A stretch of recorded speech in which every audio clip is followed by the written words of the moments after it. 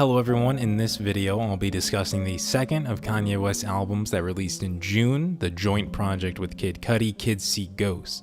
I'd recommend you watch the video I did discussing his previous album Ye beforehand, as I'll be making some references to that album and how I interpreted it in this video. You can find the link to that in the description. With that out of the way, let's go ahead and get started. Kids See Ghosts was released just 1 week after Ye, and much like that album, it was being worked on right up until the last minute. To many, this album was even more anticipated than Kanye's solo project. After their fallout last year, many people doubted Kanye and Cudi would ever reconcile, let alone team up again and even release a collaborative album. With Kanye coming off an overwhelmingly positive reception to Ye, and Kid Cudi having shown a return to form from his last project Passion, Pain, and Demon Slaying, expectations were quite high for this album to say the least. So how did it measure up?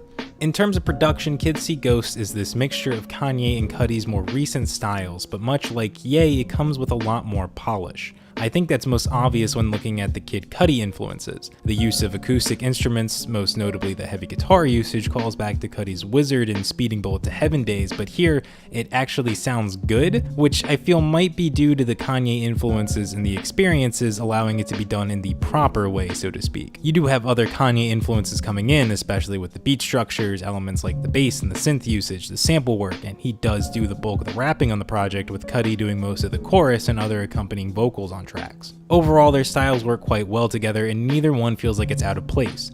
I'd say the Kid Cudi influence on the production is a bit more apparent, but it's the Kanye refinement that allows them to not be messes like the Speeding Bullet to Heaven tracks. Can you tell I don't like that album? I just wasn't sure if it was kinda coming through. Going into the tracks themselves, compared to Ye, Kids See Ghosts gets out of the gate much quicker on its first track, Feel the Love.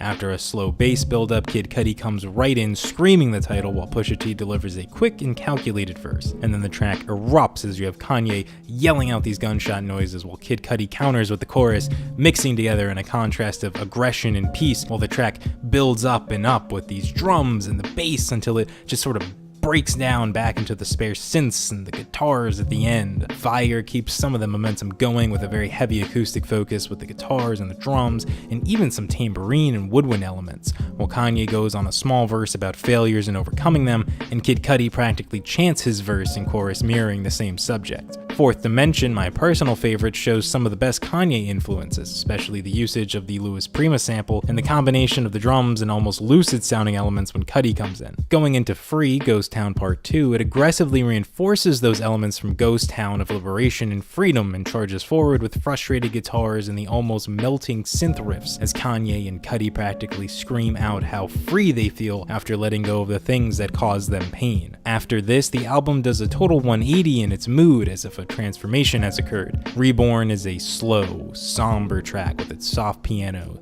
subdued bass hits and claps, with Cudi hums all throughout his backing vocals, with the one short, reflectful verse from Kanye until the rest of the quite long song is just Cudi's calm vocals on the chorus and the bridge, focusing on rebirth and moving forward. The title track has this haunting feeling to it, fitting for its name, with the instrumentation giving me this smoky, rainforest-like vibe, with Mos Def supplying some renditions of the ghastly chorus and a small little verse as a feature. Finally, the album ends off with Cudi montage, where we get the most rapping from Kanye here, detailing the self-destructive cycle of revenge-motivated violence over the sample of Kurt Cobain that devolves at the end into just a synth, with Kanye and Cudi asking God to shine his light on them, to allow them to be free. Kids See Ghosts, to me, is meant to be an album about the innocence and freedom that comes with youth. Like on Ghost Town from Ye, when one finds themselves like a child, they become free of the worries and issues that have been plaguing them and instead find themselves not hurt anymore.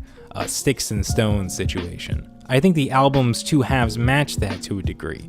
First, the notion of how great it can feel to be liberated from one's fear, how it can make you feel powerful, like on the first half, and then a reflection on what your fears may have led you to do on the second. There, you ask for forgiveness, the rebirth, and hope that going forward you can change for the better.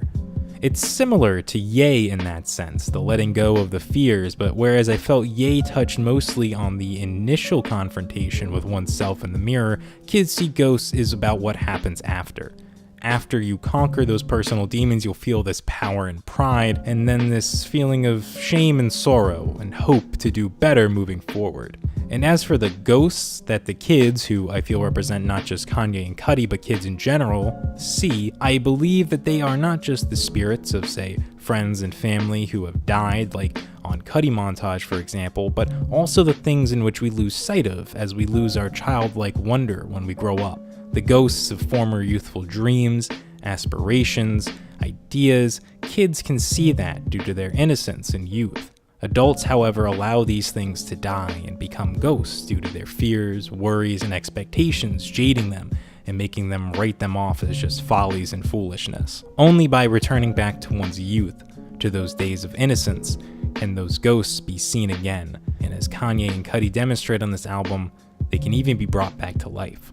It's hard for me to say which of the two albums I like the most, but I might just have to give the edge to Kids See Ghosts, with how it brings so much together in such a short package. Everything feels like it's just a bit more of an upgrade compared to Ye. The production, the themes, the lyrics, and to be able to do all that and not have it fall apart is pretty impressive. And although while I did say in my Ye video I prefer quality over quantity when talking about the 7-track length, I do think that just a few more tracks on Kids See Ghosts would have helped to really bring out and give a bit more depth to the themes and elements that this album covers. If we just had maybe a little bit more in that second half to kind of flesh out that sort of transformation that occurs, I think it would have elevated the album just a little bit more and really pushed it over the top. But with all that being said, which of the albums did you like best and why?